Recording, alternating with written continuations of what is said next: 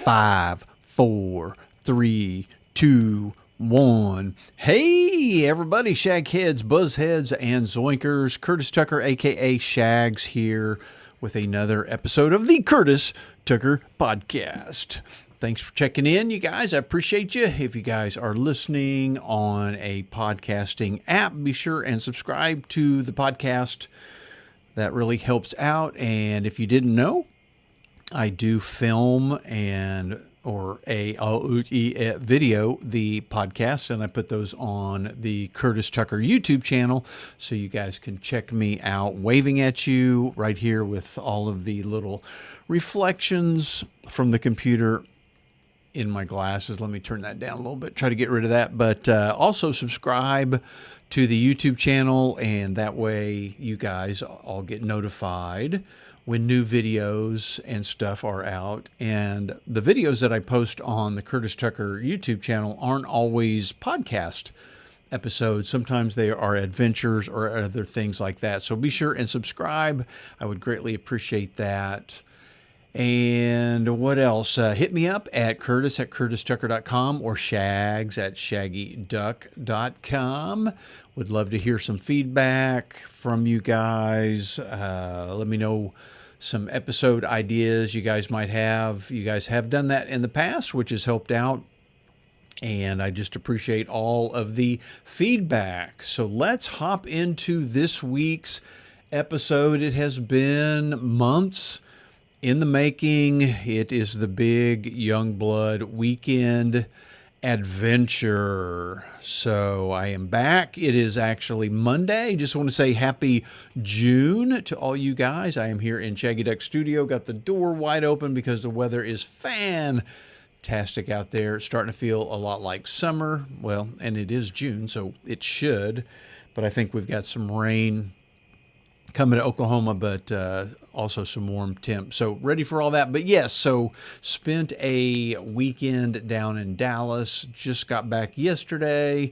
So I'm here to tell you all about it. This is going to kind of be a rambling, mostly from memory type episode. And I'm just going to lay it out there and tell you how it was. So let's start out with the whole Yungblud thing. I am 63 years old. Yungblud is, I don't know, in his 20s.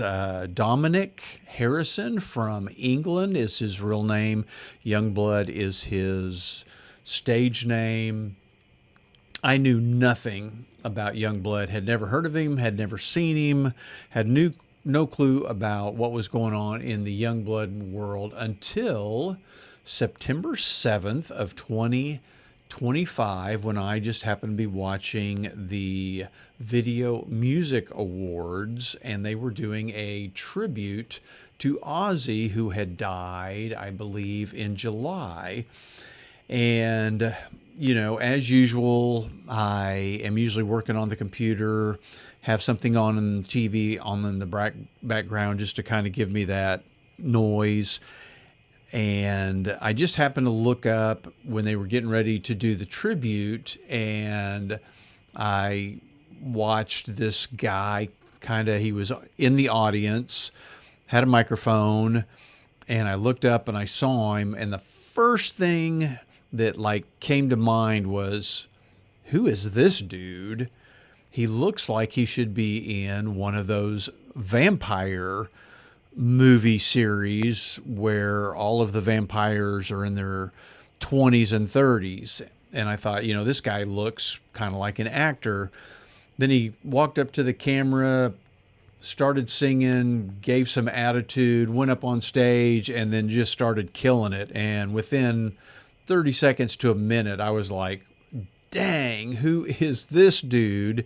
Within 1 minute, it just hit me that this guy was the new 2020s version of a 70s rock star. It was just, for me, at 63 years old, I just saw all this 70s energy and rock and roll attitude coming out of him. And I thought, man, and then he could sing too as well. So listen to the songs that they were singing.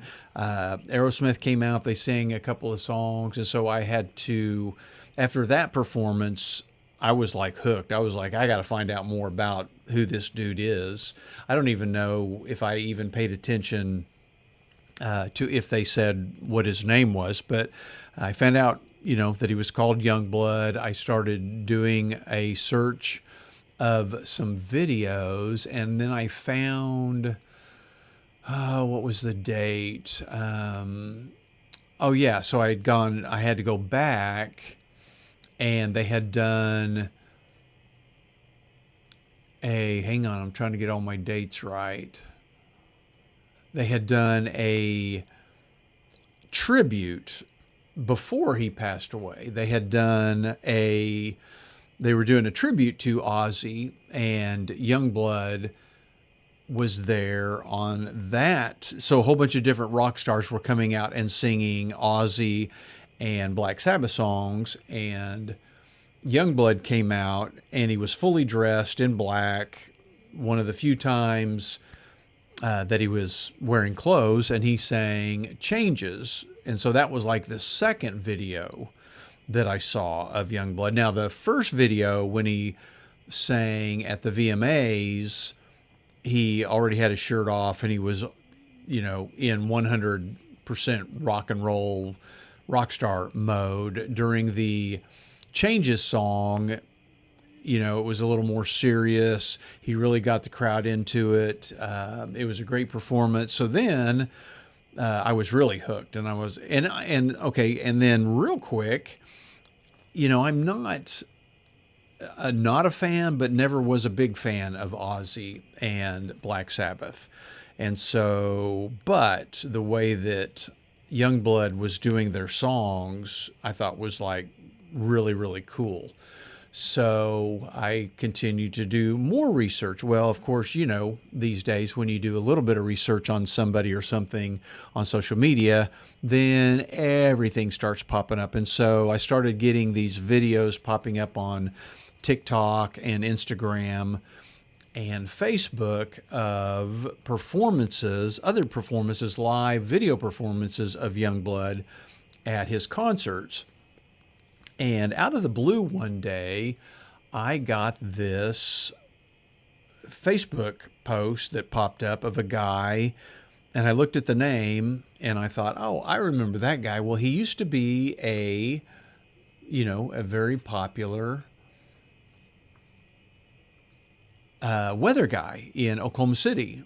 And so, of course, you guys know weather is big in Oklahoma, and weather guys in Oklahoma are almost rock stars on their own. But so this guy I had remembered from being a weather guy in Oklahoma City. I think he moved on and was doing other stuff. Anyway, he kind of blogs or posts stuff on social media. And so he had gone to, and I think he's around my age. I think he's in his 60s. He had gone to a Yungblud concert, and he had done a Facebook post about it. And he talked about how it was the best concert he had been to, high energy, all of this stuff. And I thought, wow. So I messaged him,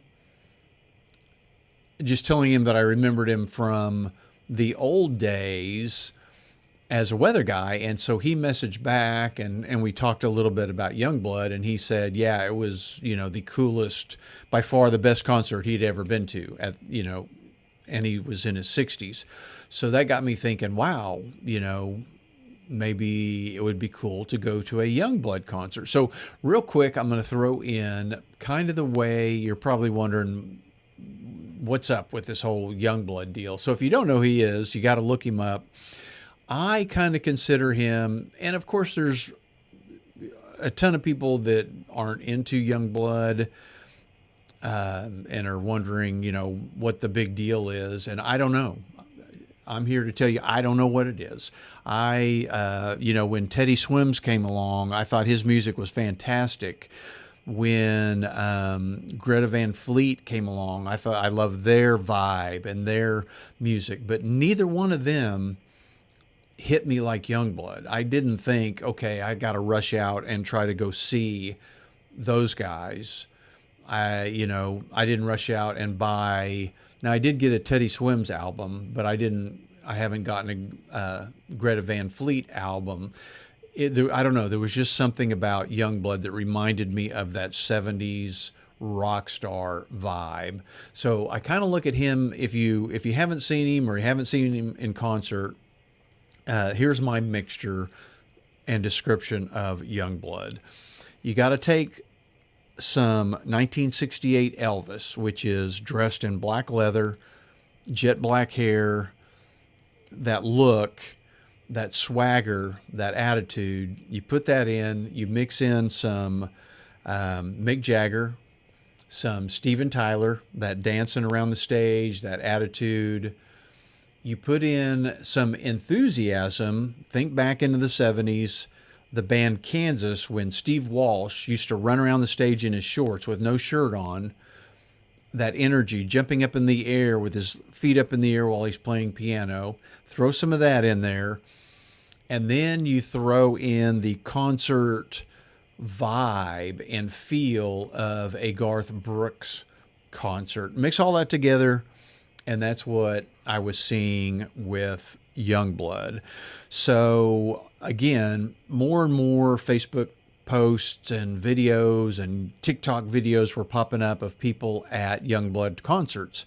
And, he's going out into basically standing on people in the audience. They're holding him up while he's singing, and then he's climbing on things, and he's inviting people up on stage to play guitar with him just out of the blue, and he's just all over the place. And so I started thinking, wow, wouldn't that be really cool to go to a Yungblud concert?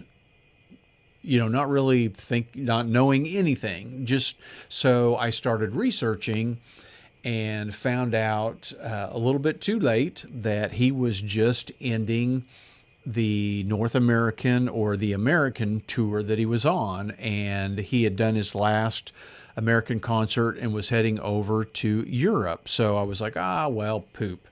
I missed it. So I didn't really think much about it, but I went ahead and got a couple of his albums. I got one of his signed card things. Started listening to more of his music, and again, more videos kept popping up.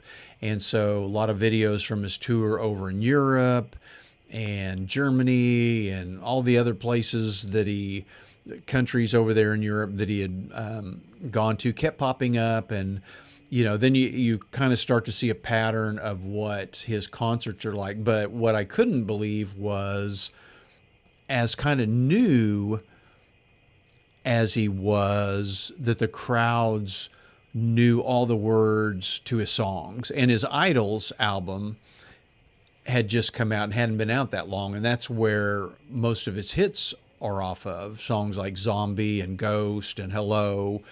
And everybody in the audience knew those songs on these videos, which I thought was pretty cool. It reminded me of being at the Garth Brooks concert. So anyway, I bought the Idols album. Something popped up that let me know that, and this was a few months down the road. So all of this started again, like I said, in September of 2025. That's the first I had ever known of Yungblud. So then I find out that he's going to be coming back to the U.S. to promote the Idols album, and he's going to do a U.S. tour. So I hop online and I find out that he's going to be in Irving, Texas, and Austin, Texas. And those are pretty much the only drivable locations that he's going to be. Well, my buddy Staten lives down in Grapevine, which is basically right there at Irving. So I think to myself, and that was May 28th was the date for that. And I don't remember the date that I bought tickets, but it was, so if this is May, actually today's June, but May, it was quite a while back. It was months, several months ago. The tickets were getting ready to go on sale. They had announced the date, the tickets for the Dallas show. I'm going to call Irving Dallas. They had announced the date for those tickets. So I went ahead and signed up for the Yungblud, I don't know, fan email, basically, where they let you know the day before tickets go on sale to the general public, you get first dibs on a certain number of tickets the day before. So I signed up for that and waited for the day to come. And that day came, and it was one of those deals where I had like the computer set up and my phone set up so I could try to get in and get tickets from one of them. And according to things that they were saying at that point, when the tickets did go on sale that day, they sold out in a minute, which I tend to believe it was pretty quick. So I did get in and just snagged. So I had decided, okay, I'm going to Yungblud no matter what. And I'll go down and stay with Staten, see Yungblud on a Thursday night, and hang out and either come back or spend the whole weekend there. So I thought, well, if I'm going to go down there and spend the weekend, I probably ought to have somebody go with me. So I decided to buy 2 tickets, thinking, okay, if I'll buy 2 tickets and I'll ask Denise if she wants to go. If she has 0 interest, I'll see if Todd wants to go. And either way, we can go down and hang out with Staten for the weekend. So I bought 2 tickets inside the facility, which were decent. You know, they were in a decent section. The thing about the venue in Irving that they were having the show at was, it's the Toyota, I believe it's the Toyota Center. It's an indoor facility, but they have these huge doors in the back that they open, and then they have this huge lawn area.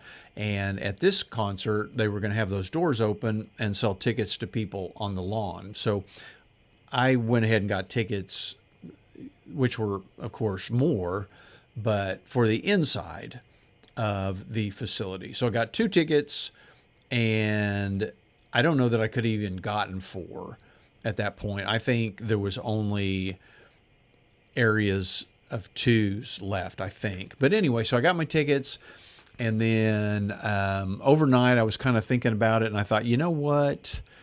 Maybe I ought to get 2 more tickets just in case, because they were selling so fast. I thought, even if I get them and nobody else wants to go, I can sell them and probably make a little bit of money off of them.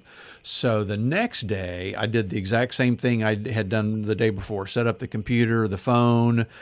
As soon as they went on sale, I jumped in there, and I believe I got 2 tickets on almost the exact same area that I had gotten the day before, but on the other side of the venue. And tickets, you could just tell they were selling fast. And it was one of those deals where when you got in, you were in a queue, and it was saying, you know, there's this many people in front of you, this many people in front of you. So you knew that your time to buy was coming up and you were going to have to be quick. So I believe I had 2 tickets on the other side of the venue, and instead of buying them, I thought, you know what? I wonder if I could get tickets closer to my other 2 tickets. It dawned on me that I don't just have to get 2 random tickets. I could see if there's tickets close to where my other 2 were. So I let those 2 go and started doing a new search, and I actually found 2 tickets on the same row that my first 2 tickets were on. Same section, same row, but 10 seats apart. And that was the closest I could get. So I went ahead and bought those. So I had 4 tickets. So then had all that done, went in, told Denise that I had gotten tickets and asked her if she wanted to go. And she said, sure. So I said, okay, cool. So I had somebody to go with me, and then I had two remaining tickets. So I called Staten to make sure he was going to be around and that I could stay there. And if not, I would have just gotten a hotel. But called him, told him what I was doing. He said, "Yep, you can come down and stay." They said they didn't have anything planned that weekend, so we could stay and hang out the whole weekend. And so I said, "Would you guys want to go to Yungblud?" And they didn't really know who he was. And of course, he cusses a lot, and he says "fook" and "fooker," and he likes to say it a lot, which is fine. He's a rock and roller. And so I warned them about that. They were okay with everything. They said, yeah, they would go. So I had 4 people going. Probably could have bought 5 tickets and taken Todd. We would have had 5 people, but I didn't know. I didn't know how interested anybody was going to be in, because this was all kind of my deal. I don't know. At 63, I keep doing these episodes on trying to stay young, and I just feel like going to a Yungblud concert is, and what you learn if you do any studying or looking up on Yungblud is people from like 8 to 80 go to his concerts. It's really crazy. All kinds of young fans and all kinds of old fans. And I think for us old fans, I think we feel this 70s vibe from him. And I think that's why we want to go to his concert. We want to relive those old rock and roll days. And that's what I wanted to be. Not only did I want to see Yungblud in concert, but I wanted to be in that crowd and feel that vibe and see what it was like, where everybody around you is got their arms up in the air and they're all singing every word to all the songs. And so I just wanted to, I don't feel like I'm too old to experience that. So anyway, it was all set. We got it set. Had months and months to wait. Had a few things pop up that could have derailed me being able to go. Those things fell through. Everything turned out good. So Denise took off work that Thursday. We hopped in the car. I'm trying to think if there was anything else before that, but I don't think so. So we drove down to Grapevine, changed clothes, got ready, went to where the venue is. It's kind of an area with a lot of shops and a lot of restaurants, and then kind of an open area in the middle where you can have events and things like that. So we ate at Bar Louie's or Bar Louie.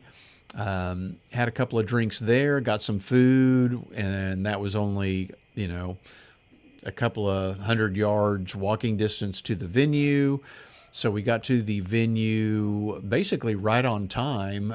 We thought we were going to be early, but by the time we got in the short line and got through all of the metal detector and all that stuff, it was about time for maybe 10, 15 minutes before the first act started. So we found our seats. Of course, I had 2 seats that were like seats 3 and 4, and then seat like 18 and 19. And so we got on our row, and there were 2 girls sitting in seats 1 and 2. And so I started talking to them, and Staten and Michelle went down to the people that were next to 18 and 19. And Staten asked them if they would mind getting closer to the aisle, which would have been our seats 3 and 4. And they were pretty excited, and they had no problem switching. So they came down and sat in seats 3 and 4. The only thing I thought might derail that was there was a column holding up the ceiling that could have been in the way of their view, but it just happened to be a little bit enough to the right that you could see the entire stage. and you were closer to the stairs, meaning if you needed to get out and get a beer or go to the bathroom, there was only two people in your way. So they were enthusiastic about switching seats. So we went down and ended up having four seats together. Sat down, and the first band was Emily Wolf from Austin. She had joined the tour, I think, like in Phoenix, the concert before the Dallas one. So she performed. She was fantastic, had a double neck electric, played some rock and roll. Great guitarist. Her songs were really good. So look up Emily Wolf, and Wolf is spelled with an E on the end. She performed, I don't know, probably the concert started, was supposed to start at 8 with The Warning, but it started at 7:15 with Emily Wolf. So she played 30 minutes, and then they spent 15 minutes switching out the stage for The Warning. The Warning came on at 8, and they are a three-girl sister band out of Mexico, and they are a rock band, and so they played probably 45 minutes, and they are fantastic. Had some great songs, high energy. They were young, had the crowd going. Check out some of their songs. One of their hit songs that came out just a while back is called Kerosene. Check out the video on that. It's got a cool 1970 or 71 Camaro in it.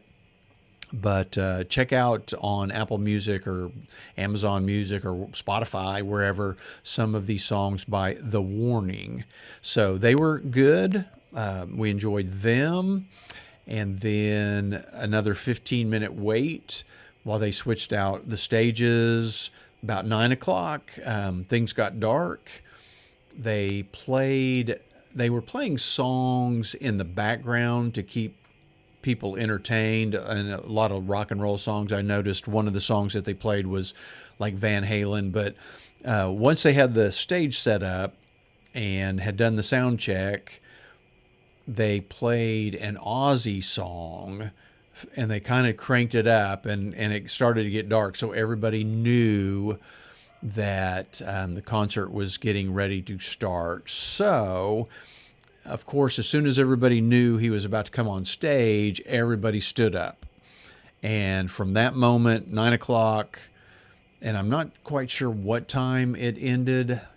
I didn't even think to look at what time it ended, but had to have been an hour to an hour and a half. I stood up the entire time, and most of the audience stood up for the entire time. So the way that they had it was they had the stage, and they had a Yungblud on the stage, and then they had a standing area which held a lot of people, and that was standing only. So those people had to stand, and then they had a lower seating area and then an upper seating area, and that's where we were. And then behind us, behind those doors that had opened, was a lawn area that was slanted, and so it allowed for a lot. I don't know how many people were out there on the lawn, but there was quite a few. I don't know how many people it held. The concert was sold out, so and I don't know how many it held, but anyway, everybody stood up.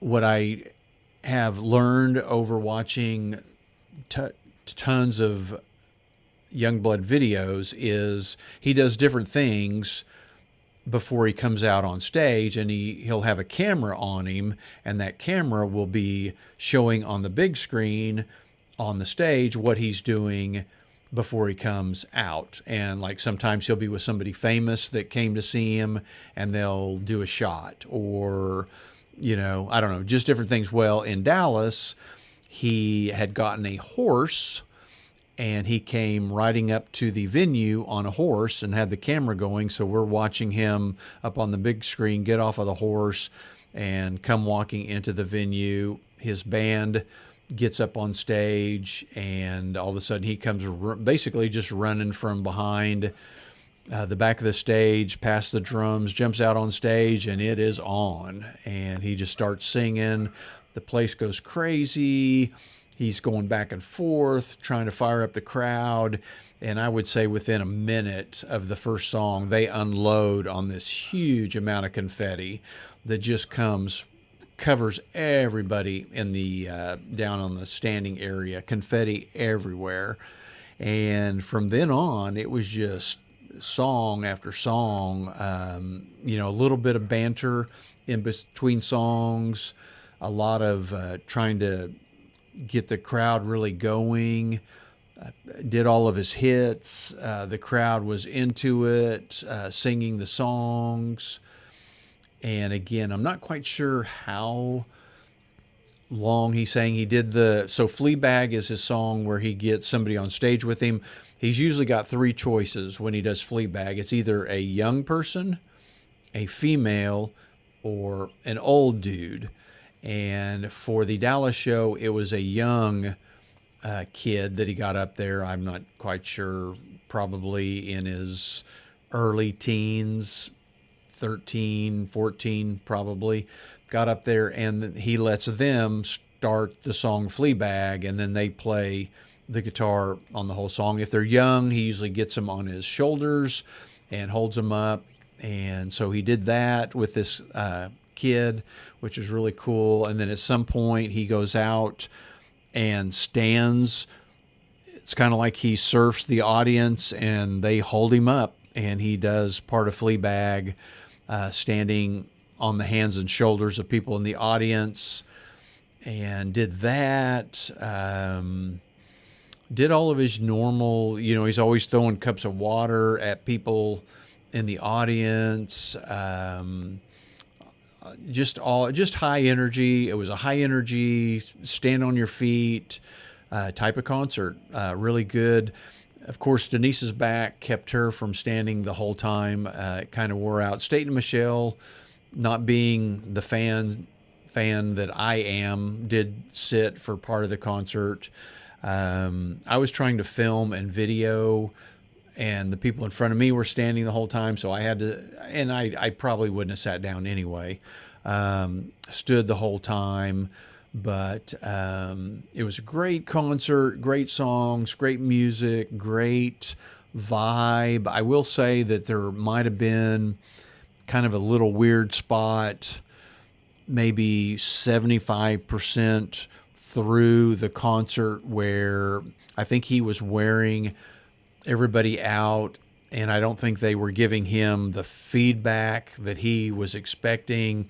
So he spent a couple of minutes really trying to fire everybody up, which he did. They did get going a bit, but you could kind of feel that he was saying, "Hey, I thought Dallas could hang. Are you guys tired?" And of course, he used a little more livelier language than I'm using. But anyway, got through the concert, and everybody was great. And then what he does, he kind of ends the concert. I thought that was a little weird. He kind of ended abruptly, he just walked off stage without really saying anything, and the band went with him. And of course, that was waiting for the encore. The encore, I believe, was 3 songs. One of them being, the last song being Zombie, which of course went haywire, and everybody in the audience sang too. More confetti came down. But great show. So comparison wise, I'm going to say at the very top of any concert that I've ever seen. I will have to say it did not surpass my Garth Brooks concert in 2015, which is still the all-time best concert I've ever seen. And, as far as that is, I do not own any Garth Brooks songs, albums, or have them on my playlist.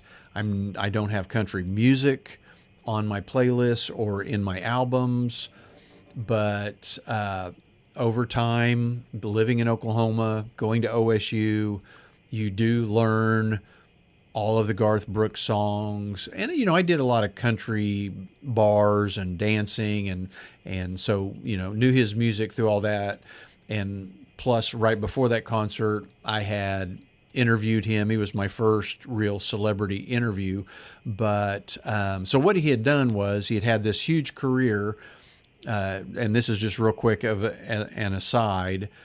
And then he retired to spend more time with his family and his kids. I can't remember how long his retirement was, but then he decided to come out of retirement, had a big press conference in Tulsa. That's where I went over and interviewed him. That next night was his first night of his new tour, and I think he was doing ended up doing 6 shows in Tulsa at the BOK to kick off the tour because they kept selling out so fast.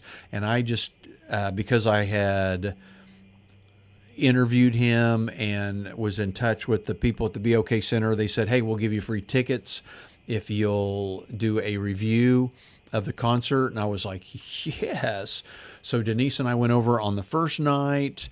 Because it was the first show that he had done in eons, he really played it up. There was actually a show after our show. This was in January of 2015. Our show went almost 3 hours. He just wouldn't stop. Every time he tried to stop, the crowd just went crazy. And so that was the concert where it was just so, I mean, everybody sang every song, every word. The crowd was into it. The crowd never stopped. It was over the top, the best, most energetic concert I've ever been to. I don't know that anything will ever pass it. Yungblud was right up there. He was, I'd have to say, as far as vibe, audience into it, rock, that he was number 2. That was probably the number 2 best concert I've ever been to at the age of 63. But again, I have to say that almost 3-hour Garth Brooks concert, which put the next concert way, way late. And I think he had to cut the second one short because I think there was a cutoff time they had to be done by. And I feel bad for the people that went to the second show because they did not get, I don't think, half of what we got. So anyway, concerts wise, that's what I will compare it to. If you love rock, and then here's my take on where to put him. A lot of people put him as a rock and roller. A lot of people put him in heavy metal. Some people put him in punk. I put him in alternative rock. He's definitely 100% an alternative rocker, and I would put him at the top of that genre. He does kind of swerve within that, where he is a little bit of rock, he is a little bit of punk, he is a little bit of metal, but not fully into all of those categories. I put him in alternative rock. So anyway, he was nominated for several Grammys this last go round, which I just see his popularity just skyrocketing. So he has tons more dates in the U.S. So if you get a chance to go see him, I highly recommend that you go see him. Then I'm sure, I think Idols 2, his follow-up album to that, is coming out. I would think he'll go do, I think he's going to go do Bloodfest and stuff like that. And I would think take a break for a while, but I would think he would come back to the States to promote and tour for Idols 2. So question is, will I go see Yungblud again if he comes back? And so my thoughts on the concert, is it everything I thought it was going to be? Did it live up to what I thought? And I want to say, number one, that his performance was a 10 out of 10, lived up to everything I thought it was going to be. the concert itself, the people that were there, the singing of the songs, 10 out of 10. But I got to say, there was just something missing. And I kind of think it was the being 63 rather than 23 or 33. Just feeling a little, you just didn't want to jump out there and act like a 33-year-old. I think had, me, Todd, and Staten had just us guys gone and we'd been on the floor, it would have been a whole different experience, probably a lot louder, a lot more into the concert. I mean, I loved it. Loved, that Denise and Staten and Michelle all went. I just think it was a little more laid back vibe with them, which was fine. There wasn't really any need for me to get down there on the floor. But I just think if I ever went back, it might be kind of cool to be up there closer to the stage and just hang out in that part. Just if you're going to go, you might as well do that.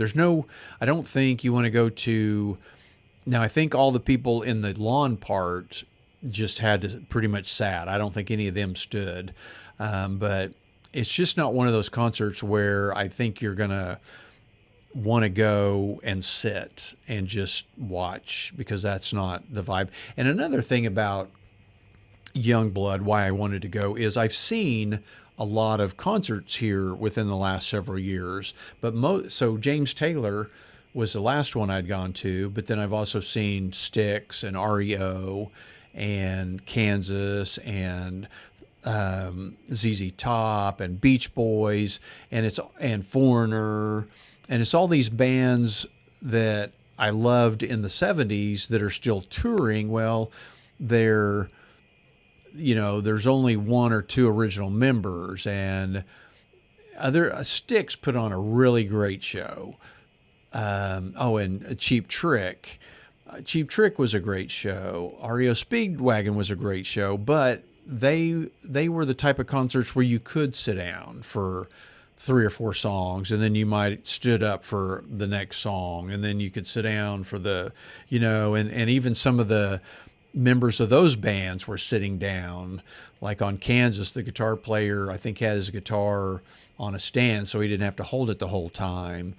James Taylor sat on a stool a lot of the time. So I was looking for something that was going to be a little more,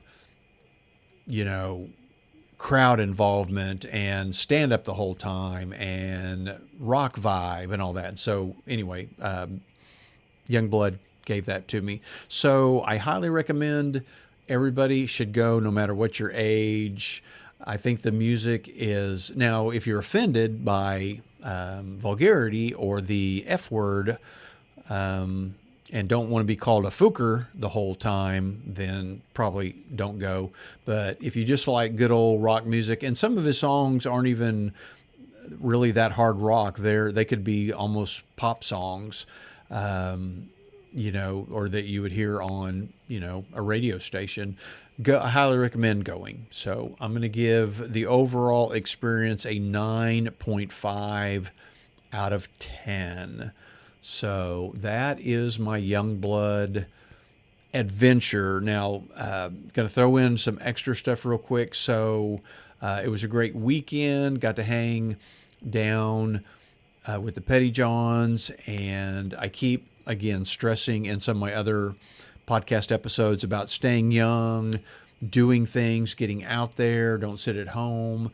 And so that was on a Thursday, so we got up on Friday, and we did some shopping on Friday. Went to downtown Grapevine. We ate out, we hung out. What did we do Friday night? I think we just watched some movies, but just staying active, just getting out there doing stuff. And then Saturday, we decided to get up and eat and then cruise to Granbury, where Staten has another house, because his boat was ready. So we went to Granbury, picked up his boat, got to go out on the lake in the boat, which was fun. Loved being on the lake. It was literally like 96 degrees there.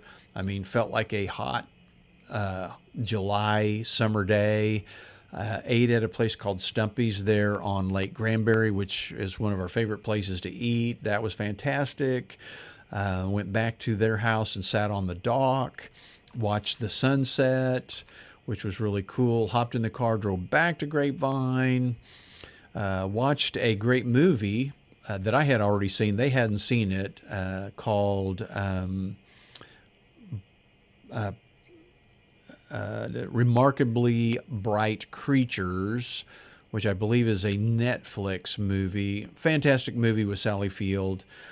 Check it out. So that was the second time I saw it. We watched that, and then the weekend wrapped up on Sunday, where I had been in touch with a guy that had moved to Enid in the 70s, and we had gone to junior high with, named Mike Stearman. And we hung out with him in junior high and then early high school. And then his parents moved to Tulsa, and we kind of stayed connected with him through high school, but I think he eventually dropped out and was kind of doing some crazy stuff as a kid. And then he would come to Enid, and we would see him every now and then. And then it was kind of one of those deals where we all went off to college and lost contact, and went years and years and years. And I hadn't heard from him or seen him in years. And then when Denise and I got married in 98, I decided to find him. And I believe I found him through LinkedIn. Yeah, and so I invited him to our wedding, which he came to, which was really cool. So that was kind of a mini reunion. We hadn't seen him since probably the early 80s. So from like probably 80, I bet the last time we saw him was 80 or 81. And then got to see him in 98. Then we lost contact again, hadn't heard from him. Then I tried to stay in touch with him a little bit, and we were going down to see Staten and Michelle one weekend, probably in the 20 teens, and I contacted him, and so we met up. Staten and Michelle and Denise and I met up with him and his wife and had lunch together. It was kind of a little bit weird, I think, because we didn't know his wife and he didn't know our wives, and so, and I think he and his wife had kind of gotten into a kind of a punk vibe, and decided not to have kids, so they didn't have any, kid stuff to talk about, and all we had was kid stuff to talk about. So anyway, left that lunch and then lost contact again for several years, and then I decided to find him again, found him on LinkedIn. Started, I think in 2011. I'll have to look that up. Anyway, somewhere in the 20 teens, I started. For some weird reason, there's a few people in my past that I remember their birthdays, and I always remembered his birthday as being December 10th. Mine's December 20th, maybe, and that's probably why. And so every year, I would LinkedIn message him on his birthday. And I've been doing that for probably, I don't know, over 10, 15, 20 years. And so that I've stayed in touch with him that way. And then after I learned I was going to be going to the Yungblud concert, I messaged him and said, hey, when I get down to Dallas, I want to meet up and see you. So his wife was out of town. She was actually in Tulsa, Oklahoma. And so Staten and I, just me and him, went and met him at 9 o'clock on Sunday morning. And it was really cool because we've gotten older. We didn't have our wives there. It was just us remembering all the stupid, crazy stuff we had done as kids in the 70s. And so we sat there and talked for 3 hours, and easily could have gone another 3 hours, but we needed to meet up with the wives for lunch and get on the road and get back to Enid. But it was a great time talking to him. catching up on the old days. So it was overall a fantastic weekend, a Yungblud concert, hanging out with the Pettyjohns, a trip to Granbury, eating at Stumpy's, getting to see an old buddy of ours that we hadn't seen much over the years. Cruised back to Enid, got back Sunday evening, and just a overall fantastic Yungblud weekend. So there is my Yungblud weekend. If you guys have any questions about the concert or anything, let me know. But again, I highly recommend going to his show, getting as close to the stage as possible, because that's where all the action happens, and he is nonstop. I mean, go, go, go. You're going to be on your feet. I would listen to his Idols album just to get a feel of what the songs are and what the audience is going to be singing. And I will mix in, hopefully I've done that. If you're watching this, I will mix in some footage from our trip, some pictures, some video. I'll mix in some footage of the concert, and maybe I'll just insert that in the middle. I don't want to do anything that's going to trigger a copyright thing where it doesn't, it doesn't get played. So I'll kind of be careful there. Try to get the audience singing and not so much him singing. So again, I don't get that copyright flag. But anyway, appreciate you guys. Thanks for listening to my weirdly crazy little podcast episodes. If you guys have some ideas, let me know. At this point, I'm not sure what the next episode will be about, but I'll try to get that done. Hit me up at curtis@curtistucker.com or shags@shaggyduck.com. Give me some podcast episode ideas. And let me know what you're up to. Appreciate you guys. Love ya. See ya.